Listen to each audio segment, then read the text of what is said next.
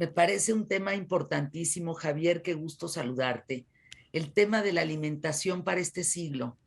Hace tiempo, acá en México hay famosos mercados donde venden unas delicias y recuerdo haber llegado a uno de ellos, de estos, que se llama San Juan, y el manjar eran puros insectos, eran cucarachas, todos los insectos, hormigas, gusanos, todo lo que te puedas imaginar, esa era la alimentación digerida con un buen mezcal, porque si no, quién sabe cómo te metes el escorpión a la boca, ¿no? Si no es con un esfuerzo de valor. Pero me decían ahí la gente que trabaja en estos puestos, señorita, qué bueno que se está usted acostumbrando a comer esto, porque esta va a ser la alimentación del futuro. Como vamos a hacer más de 9,000 millones, pues quién sabe cómo nos toque, ¿no? El tema de la autosuficiencia en la industria alimentaria a nivel mundial. Cuéntanos, ¿tú qué sabes de este asunto? Bueno, ante todo, muy buenos días y muchas gracias por la invitación a estar en vuestro programa. Pues justamente es un tema importante y forma parte de todos los temas que vamos a desarrollar en el diplomado que desarrollaré a partir de agosto en la Universidad del Claustro de Sor Juana, en la Ciudad de México. Wow. Y es que posiblemente tendremos cambios importantes en nuestra alimentación, pero de todas maneras lo que no podemos olvidar nunca es que por mucha industria alimentaria y sobre todo por mucha nueva tecnología que tengamos, siempre establecemos aquello que es comestible y que no es comestible desde nuestras propias culturas alimentarias. Y a partir de ahí, por mucho que la industria alimentaria avance o que la nueva tecnología nos traiga nuevos alimentos, si no conseguimos incardinarlos dentro de nuestros hábitos alimentarios, tampoco van a tener nada que hacer. Desde la cultura definimos aquello que es comestible y que definamos e introduzcamos alimentos nuevos es usual, pero tampoco es tan fácil. Pero entonces, ¿cuál es el reto? ¿El reto es introducir esos alimentos que no conocemos o el reto es seguir cosechando lo que ya conocemos? El reto son las dos cosas. El reto es, primero, seguir cosechando lo que ya conocemos y hacerlo bien. Y tener unos buenos sistemas productivos y permitir que nuestros productores puedan vivir dignamente y puedan realmente vivir de su trabajo y puedan seguir proporcionándonos nuestros alimentos. Eso por un lado. Y por otro lado está la investigación en tecnología alimentaria que siempre nos va dando nuevas soluciones, que algunas las adoptaremos y otras no, pero eso siempre es una decisión que tenemos que tomar con cuidado y viendo realmente cómo cuadra todo dentro de nuestra manera de hacer. Yo recuerdo en la historia de la humanidad que los retos era conservar los alimentos, descubrir que no fueran venenosos, ¿no? A costa de la vida de algunos. Eh, la conservación, la congelación, el fuego, el agua. Hoy son los mismos retos, Javier. Hoy estamos parados en lo mismo o la tecnología y la maquinaria nos han hecho que se puede industrializar todavía más los alimentos. Algunos de los retos se comparten, pero hoy tenemos otros retos muy distintos. Yo creo que a lo largo de la historia posiblemente nunca hemos comido con tanta seguridad alimentaria como tenemos hoy en día. Nunca hemos podido tener a disposición tal cantidad de alimentos inocuos que podemos consumir, que nos nutren y que actúan a favor de nuestra vida cotidiana. De todas maneras, estamos ante otros retos, ¿eh? Por un lado, estamos ante los retos de pérdida de biodiversidad, por ejemplo, estamos ante los retos eh, del problema medioambiental, de nuestra huella, de todo lo que estamos haciéndole al planeta a la hora que producimos nuestros alimentos. Estamos hablando también de nuestra salud a la hora de pues, consumir determinados alimentos en determinadas cantidades, producirlos con pesticidas, por ejemplo, cómo esos alimentos llegan a nuestros platos, qué compañías están detrás, a qué precios. Todos esos son grandes retos que tenemos hoy en día y son bastante distintos a los que habían, por ejemplo, hace 100 años o hace 200. La alimentación a mediados del siglo pasado representaba un alto consumo, Javier, el doctor Javier Medina, un consumo importante de vegetales, pero también una aportación de vegetales, de proteína vegetal. Eh, el plato del buen comer, ¿no? Que lo conocemos muchos, que puede ser esta, partir que todos vamos hacia esa idea, consumir vegetales, todo el tema de proteína, todo el tema de minerales, etcétera, carbohidratos.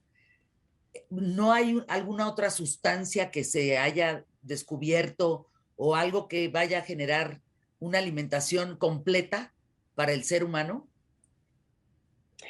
Y bueno, ahí lo que podemos decir es que ya tenemos esa alimentación a nuestra disposición. Se trata de comer un poco de todo, con mesura y sobre todo, pues comer todos aquellos alimentos que se han comido toda la vida.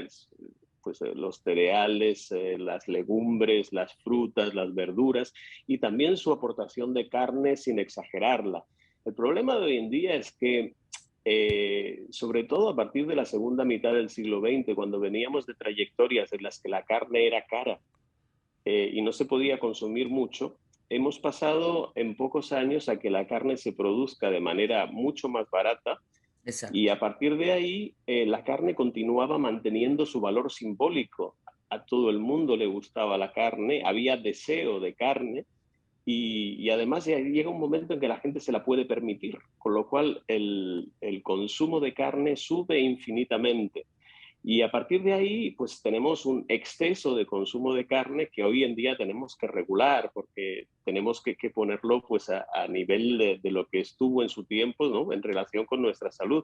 Y por otro lado, bueno, pues tenemos también los azúcares y las grasas, ¿no? Que también hoy en día son consumidos en exceso, ¿no? Entonces, bueno, pero todo eso siempre dentro de la construcción de nuestros hábitos cotidianos y también de nuestra relación con la salud, que no es únicamente individual, sino que es social y cultural en referencia a todo nuestro grupo. ¿Cuál dirías que son las tendencias de consumo, Javier? ¿Hacia dónde iremos para vivir? Porque aquí estamos hablando de consumo de alimentos. Somos actualmente 7.800 millones más o menos de habitantes en el planeta, deseando que todos coman.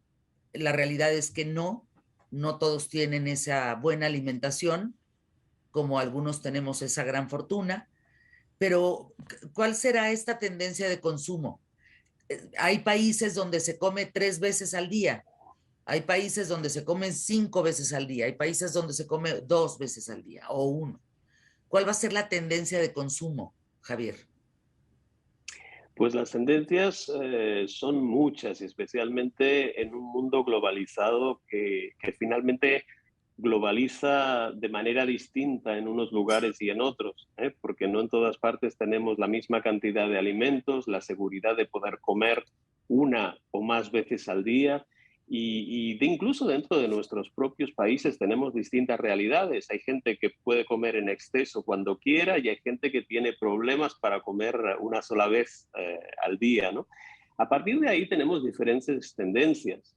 Tenemos, como decíamos antes, pues la tendencia de la industrialización alimentaria, que cada vez nos pone al alcance más productos, más baratos, más homogéneos, sabores más estándar, ¿no?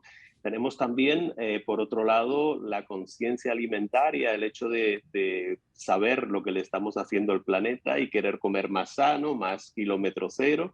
Por otro lado, tenemos también otras tendencias como son pues, el veganismo, ¿no? Que busca el bienestar animal principalmente, o el vegetarianismo, que busca una reducción del consumo de carne o de productos animales en función de la salud. Todas esas tendencias se están dando al mismo tiempo. Y tampoco podemos pretender que sean contradictorias y que no tengan que ver unas con otras. Todas forman parte de un mismo proceso, de una alimentación compleja que nos está llevando por distintos caminos al mismo tiempo y que nos obliga a tomar decisiones distintas en cada caso y en relación con quién se las pueda permitir y cómo. Ahora, antropológicamente cambiaremos, es decir, eh, esta alimentación nos va a permitir que la evolución del hombre, ¿no? Del homo, siga igual. porque me parece que eso es importante.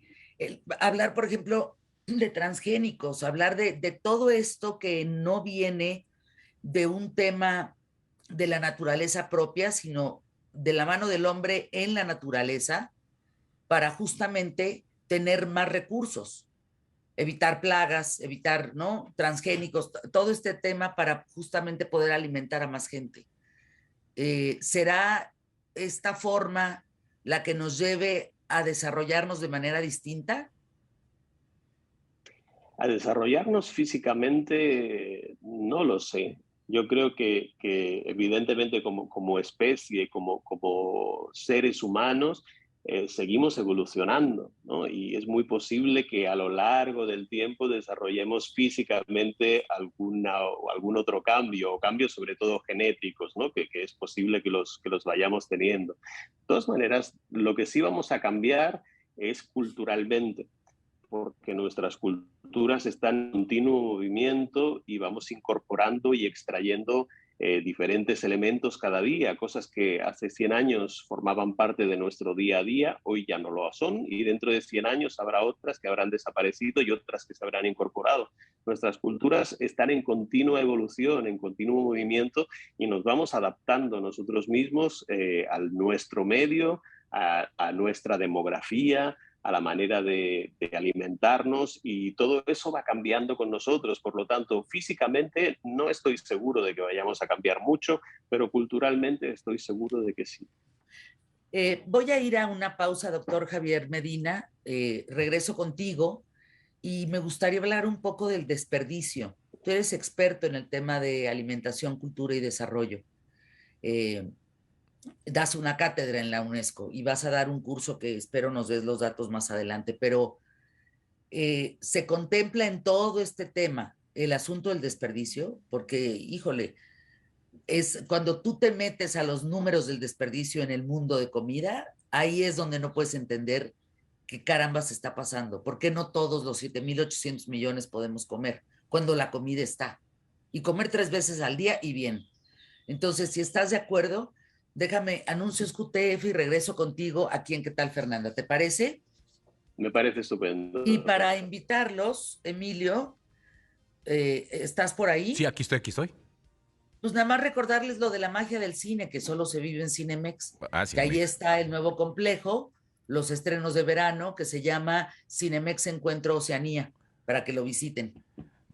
Visiten Cinemex. Vamos a la pausa, @QTF. La Unión Global necesitará 70% más de alimentos para satisfacer su demanda. Estamos platicando de alimentación y cultura en el siglo XXI con el doctor Javier Medina. La alimentación de este siglo, doctor, se dice es elevada en proteína, sobre todo animal, alta en grasas, alta en azúcar. En este caso tenemos fortuna de tener una dieta muy variada, pero muy baja en fibra. Sin embargo, hablábamos tú y yo en el corte comercial, mientras escuchábamos a los patrocinios, a los patrocinadores, que cuál sería el alimento que más se come en el mundo, y llegamos al punto de hablar del arroz, el maíz en todo Mesoamérica, por supuesto, México, el pan, decías, en Europa, y el arroz en Asia. Pues nada más con que 1.300 millones de chinos coman arroz, pues qué bruto, y es una cantidad bestial de arroz, ¿no? Es lo que más se consume. Sí, ciertamente el arroz es la base de la alimentación de las poblaciones asiáticas, por ejemplo. La mayor parte, eso quiere decir un porcentaje altísimo, el 80% de la alimentación de las sociedades asiáticas está basada en el arroz. Por lo tanto, tanto la producción como el consumo de arroz son absolutamente importantísimas en la alimentación cotidiana de esas sociedades. Ahora, Javier, hablando de las investigaciones, de la cátedra que das, danos datos sobre la alimentación. Dinos, por favor, una breve historia de la alimentación en la humanidad, de ser posible, una cronología pronta, y dónde estamos parados ahora, ¿no? Bueno, es muy difícil establecer una cronología de toda la alimentación hasta el día de hoy, contando con que todos hemos comido en todas partes, ¿no?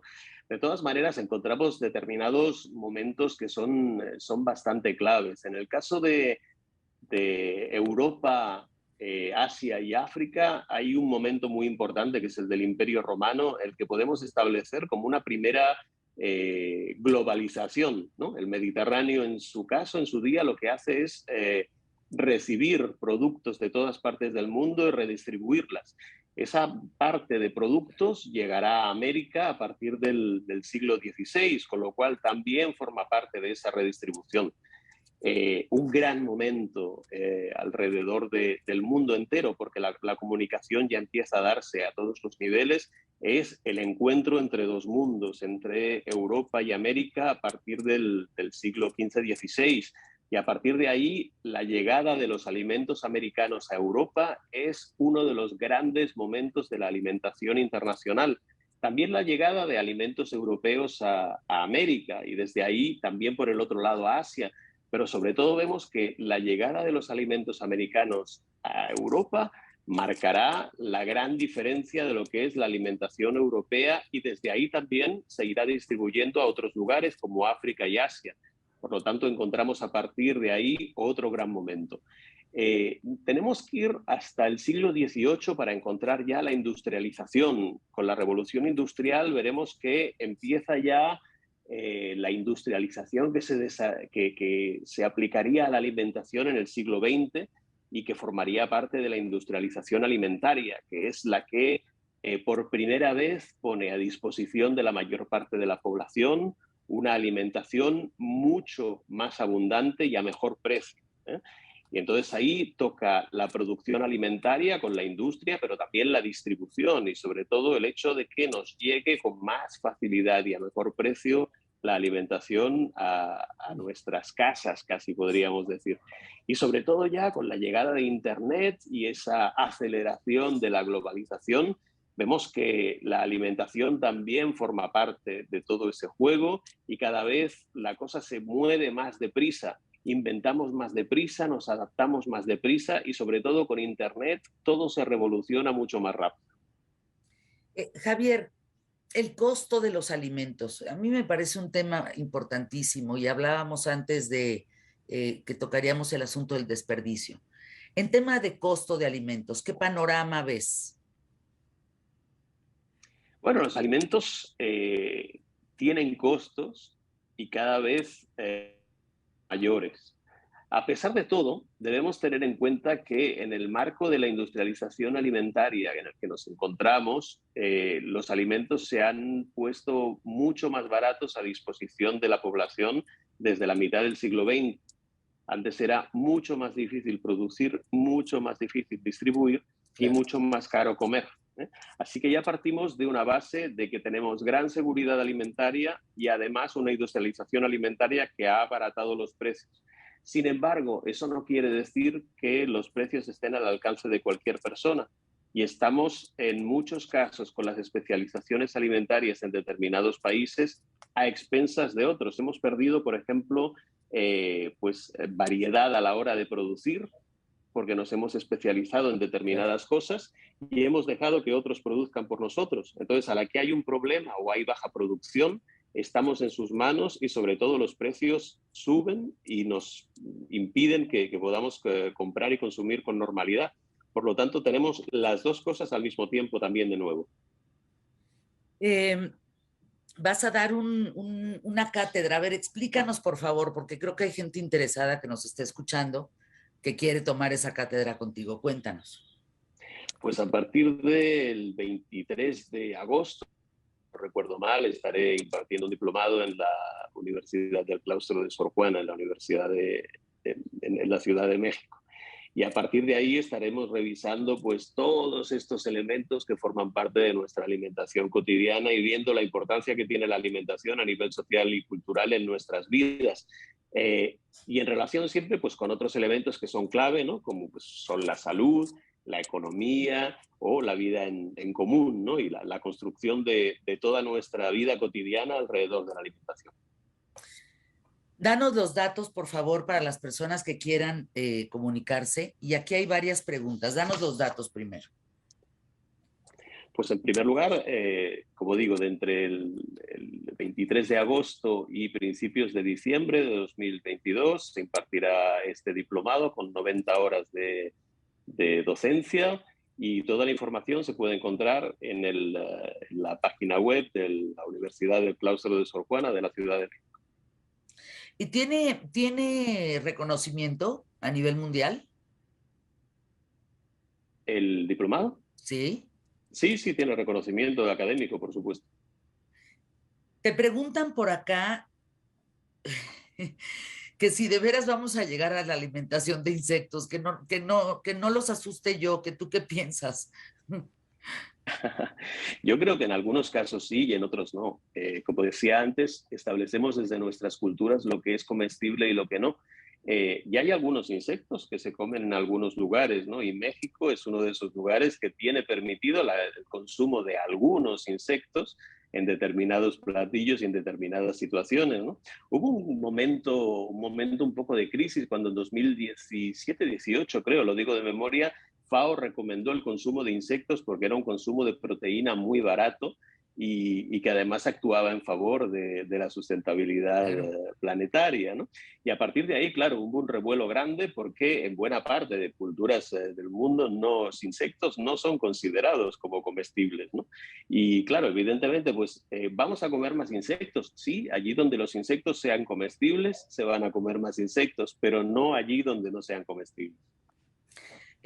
Javier, en los minutos que nos quedan, el desperdicio me parece un tema toral fundamental en el asunto de la alimentación.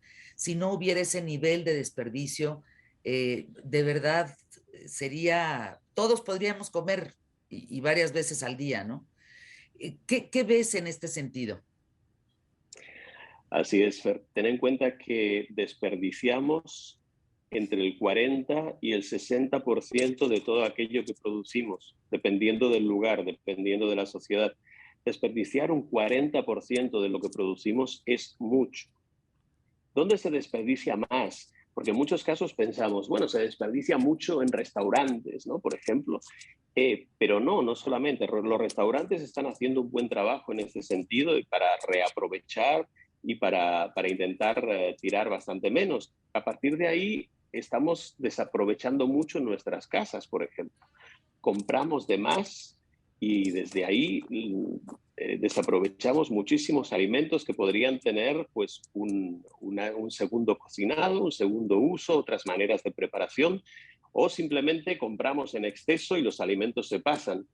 Por lo tanto, con una simple programación de aquello que compramos y cómo lo hacemos, podríamos actuar muchísimo sobre aquello que dejamos de consumir. Y eso tiene un efecto no solamente sobre el planeta, sino también sobre nuestras propias economías.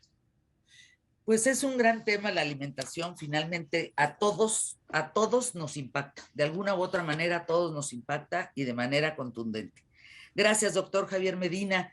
Te deseo mucha suerte en el diplomado, hoy 90 horas. Bueno, ¿y el tema toral va a ser la alimentación a futuro? Va a ser la alimentación en general, pero el futuro entra a formar parte de nuestra alimentación siempre. Bien, Emilio. Vamos al espacio comercial, regresamos, estás en QTF, no te vayas, te doy los teléfonos 55 76 53 50 27 y 55 76 53 50 28 para que nos llames o nos escribas a través de @QTF y nos sigas en Instagram Fernanda_familiar. Regresamos después de los comerciales.